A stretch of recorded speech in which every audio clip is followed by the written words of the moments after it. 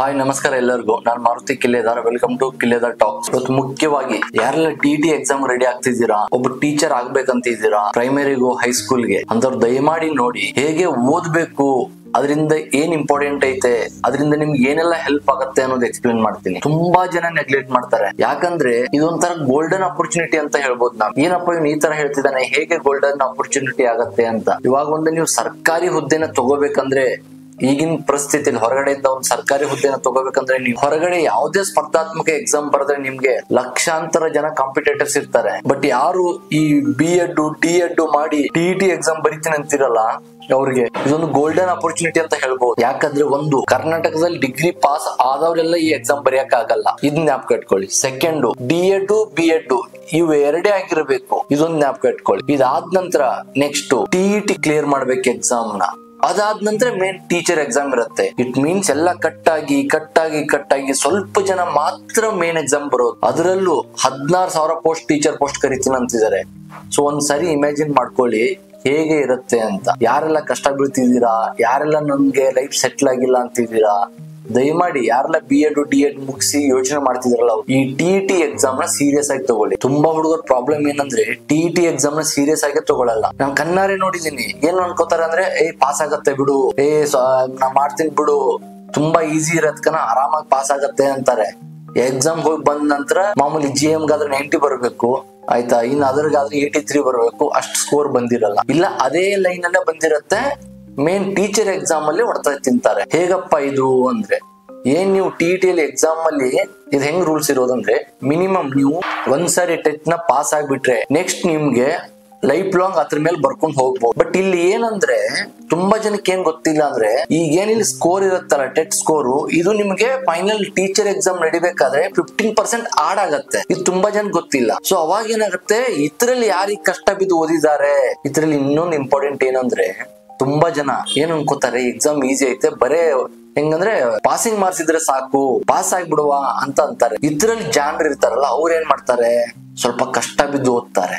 ಇದ್ರಲ್ಲಿ ಸ್ವಲ್ಪ 115 120 ಹಂಗ್ ಸ್ಕೋರ್ ಮಾಡ್ಕೊಂಡ್ಬಿಡ್ತಾರೆ. ಯಾವಾಗ ನೀವು ಹಂಗ್ ಸ್ಕೋರ್ ಮಾಡ್ಕೋತಿರಲ್ಲ, ಫೈನಲ್ ಎಕ್ಸಾಮ್ಗೆ ನಿಮ್ಗೆ ಹೆಲ್ಪ್ ಆಗುತ್ತೆ. ಕಣ್ಣು ಮುಚ್ಚಿ ಲಿಸ್ಟ್ ಅಲ್ಲಿ ಹೋಗ್ತೀರಾ ನೀವು. ಸೊ ದಯಮಾಡಿ ಯಾರು ಈ ತಪ್ಪನ ಮಾಡಕ್ ಹೋಗ್ಬೇಡಿ. ತುಂಬಾ ಜನ ನಾ ಕೇಳಿದೀನಿ, ಎಕ್ಸಾಮ್ಗೆ ಡೈರೆಕ್ಟ್ ಹೋಗಿ ಬರೀತೀನಿ ಬಿಡು, ನಾ ಪಾಸ್ ಆಗ್ತೀನಿ ಅಂತ ಹಿಂಗೆ ಹೇಳ್ತಿದಾರೆ ನನ್ ಹುಡುಗರು. ಯಾರೆಲ್ಲ ತುಂಬಾ ಜನ ಇದಾರಲ್ಲ, ಓದ್ತಿದಾರಲ್ಲ, ಇನ್ ಕೆಲವೊಬ್ರು ಎಲ್ಲ ಆಲ್ರೆಡಿ ಸ್ಕೂಲಲ್ಲಿ ಕೆಲಸ ಮಾಡ್ತಿದ್ದಾರೆ, ಎಲ್ಲೋ ಟೀಚಿಂಗ್ ಮಾಡ್ತಿದ್ದಾರೆ, ಏನೋ ಬೇರೆ ಕೆಲಸ ಮಾಡ್ತಾರಲ್ಲ, ಅವ್ರಂತೂ ಹೆಂಗೋದ್ ಬರ್ದ್ ಪಾಸ್ ಆಗೋಗ್ಬಿಡು ಅಂತ ಅನ್ಕೊಂಡವ್ರೆ. ಇಲ್ಲಿ ಮೇನ್ ಅರ್ಥ ಆಗ್ಬೇಕು ನಿಮ್ಗೆ, ಅಲ್ಲಿ ಏನು ಬೇರೆದೇನು ಇರಲ್ಲ.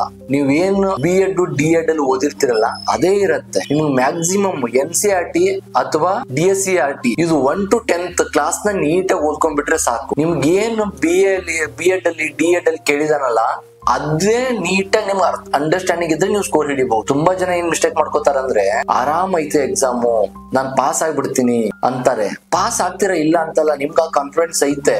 ಬಟ್ ನಾನ್ ಏನ್ ಹೇಳ್ತಿರೋದು, ಫೈನಲ್ ಎಕ್ಸಾಮ್ಗೆ ನಿಮ್ಗೆ ಸ್ಕೋರ್ ಬರ್ಬೇಕಂದ್ರೆ, ಅದ್ರಲ್ಲಿ ಇದು ಆಡ್ ಆಗತ್ತೆ ಅಂದ್ರೆ ಯಾಕೆ ನೀವು ಕಷ್ಟ ಬೀಳಬಾರ್ದು, ಇನ್ನೊಂದ್ ಸ್ವಲ್ಪ ಯಾಕೆ ಓದಬಾರ್ದು ಅಂತ. ಈ ತರ ಆಪರ್ಚುನಿಟಿ ಸಿಗಕ್ ಚಾನ್ಸೇ ಇಲ್ಲ. ನೀವು ನಂಬ್ತಿರಲ್ಲ ಗೊತ್ತಿಲ್ಲ, ಇಲ್ಲಂದ್ರೆ ಒಂದು 7-8-10 ಲಕ್ಷ ಜನ ಕಾಂಪಿಟೇಟಿವ್ ಎಕ್ಸಾಮ್ ಓದ್ತವ್ರೆ. ಈಗ ಹೊರಗಡೆ ಏನಾದ್ರು ಅಪ್ಲಿಕೇಶನ್ ಬಿದ್ರೆ, ಒಂದ್ PCನೋ, ಒಂದ್ PSI, ಒಂದ್ FDನೋ ಅಪ್ಲಿಕೇಶನ್ ಬಿದ್ರೆ ಅಷ್ಟು ಜನ ಎಲ್ಲ ಬರ್ತಾರೆ ಅದಕ್ಕೆ, ಆಯ್ತಾ.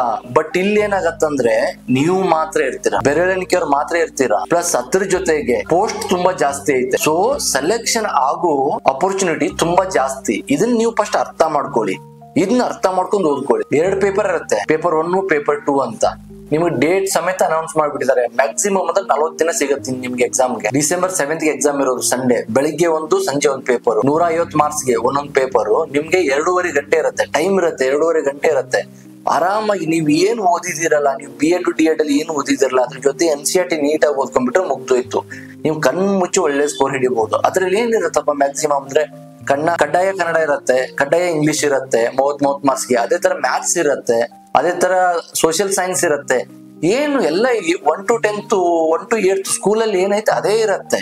ಮ್ಯಾಥ್ಸು ಅದೇ, ಸ್ಕೂಲಲ್ಲಿ ಏನೈತೆ ನಿಮ್ದು ಅದೇ ಇರುತ್ತೆ. ಕಣ್ಣು ಮುಚ್ಚಿ ಮಾಡ್ಬೋದು. ಬಟ್ ಇವಾಗ ನೀವು ಲೇಸಿನೆಸ್ ಮಾಡ್ಕೋಬೇಡಿ, ಈ ಅಪರ್ಚುನಿಟಿನ ಮಿಸ್ ಆಗ್ಬೇಡಿ. ಯಾಕಂದ್ರೆ ಯಾವಾಗ ನೀವು ಅನ್ಭವಿಸ್ತೀರಿ ಗೊತ್ತಾ, ಇವಾಗ ಲೇಸಿ ಮಾಡ್ತೀರಾ. ಈಗ TET ಕ್ಲಿಯರ್ ಆಗಲ್ಲ, 1 ಮಾರ್ಕ್ಸು 85 82 GM ಅವ್ರಿಗೆ. ಇನ್ನು GM ಇಲ್ದವ್ರಿಗೆ 83 ಬೇಕು, ಅಂತವ್ರಿಗೆ 80 ಬಂದು ಅಥವಾ 79 ಬಂದು ಫೇಲ್ ಆಗ್ತೀರ ಅಂತ ಇಟ್ಕೊಳ್ಳಿ. ಸಡನ್ ಆಗಿ 15,000 16,000 ಟೀಚರ್ ಪೋಸ್ಟ್ ನ ಕಾಲ್ ಮಾಡ್ಬಿಡ್ತಾರೆ. ನಿಮ್ ಸರೌಂಡಿಂಗ್ ಇಲ್ಲಿ ಇದ್ದವ್ರಿಗೆಲ್ಲ ಗೌರ್ಮೆಂಟ್ ಜಾಬ್ ಆಗ್ಬಿಡತ್ತೆ ಕಣ್ಣು ಮುಚ್ಚಿ. ಅವಾಗ ನಿಮ್ಗೆ ಇರಿಟೇಟ್ ಸ್ಟಾರ್ಟ್ ಆಗ್ಬಿಡತ್ತೆ. ನಾನು ಏನ್ ಮಾಡ್ದಪ್ಪ ಲೈಫ್ ಅಲ್ಲಿ, ನಾನ್ ತಪ್ಪು ಮಾಡ್ದೆ, ನಾನು ಓದ್ಬೇಕಿತ್ತು ಅನ್ಸತ್ತೆ. ಆ ಮಿಸ್ಟೇಕ್ ನ ದಯಮಾಡಿ ಮಾಡಿ ಪ್ಲೀಸ್ ಓದಿ ಆಯ್ತಾ. ಏನು ಆಗಲ್ಲ. ಒಂದ್ 40 ದಿನ ಎಲ್ಲೇ ಕೆಲಸ ಮಾಡ್ತೀರಿ ನೀವು, ಒಂದ್ 40 ದಿನ ಟೈಮ್ ಮಾಡ್ಕೊಳ್ಳಿ ಸಾಕು. ನಿಮ್ಗೆ 30 ಡೇಸ್ ಸಾಕ್ರಿ. 30 ಡೇಸ್ ಅಲ್ಲಿ ನೀಟಾಗಿ ಕ್ಲಿಯರ್ ಮಾಡ್ಕೊಂಡು ಹೊರಗಡೆ ಬರ್ಬೋದು. ಏನೈತಿ ಏನು ಒಂದ್ಸರಿ ಸಿಲೆಬಸ್ ಎಲ್ಲ ಕವರ್ ಆಗ್ಬೋದು. ಯಾಕಂದ್ರೆ B.Ed D.Ed ಅಲ್ಲಿ ಇದನ್ನೇ ಉಳಿದಿರ್ತೀರ ನೀವು, ಅದನ್ನೇ ವಾಪಸ್ ಕೇಳ್ತಿರ್ತಾನೆ. ನೀವು ಟೀಚರ್ ಆಗಕ್ಕೆ ಒಳಗಡೆ ಬರಕ್ಕೆ ಲಾಯಕ್ ಇದೀರಾ ಅಂತ ಒಂದು ಟೆಸ್ಟ್ ಅಷ್ಟೇ ಇದು. ಆರಾಮಾಗಿ ಕಣ್ಣು ಮುಚ್ಚಿ ಒಳ್ಳೆ ಸ್ಕೋರ್ ಮಾಡ್ಕೊಳ್ಳಿ, ಮುಂದೆ ಹೆಲ್ಪ್ ಆಗುತ್ತೆ. ತುಂಬಾ ಜನ ಲೇಜಿನೆಸ್ ಮಾಡ್ಬಿಟ್ಟು ಕಟ್ ಆಫ್ ಸ್ಕೋರ್ ಹತ್ರ ನಿಂತ್ಕೋತಾರೆ, ಫೈನಲ್ ಎಕ್ಸಾಮ್ ಅಲ್ಲಿ ಹೆಲ್ಪ್ ಆಗಲ್ಲ. ಇದ್ರಲ್ಲಿ ಏನು ಇಲ್ಲ. ಎಲ್ಲರೂ ಹೇಳ್ತಾರೆ ಹೊರಗಡೆ ಅವ್ರು ಏನಂದ್ರೆ ಜಸ್ಟ್ ಪಾಸ್ ಆದ್ರೆ ಸಾಕನೋ ಮೇನ್ ಎಕ್ಸಾಮ್ ಬರಿಬಹುದು ಅಂತ. ಇದನ್ನ ತಲೆಯಲ್ಲಿ ಇಟ್ಕೋಬೇಡಿ, ದಯಮಾಡಿ ಹೇಳ್ತೀನಿ. ಅಟ್ಲೀಸ್ಟ್ 150 to 120 ಸ್ಕೋರ್ ತೆಗಿಬೇಕು ನಾನು ಅಂತ ತಲೆಯಲ್ಲಿ ಇಟ್ಕೊಳ್ಳಿ.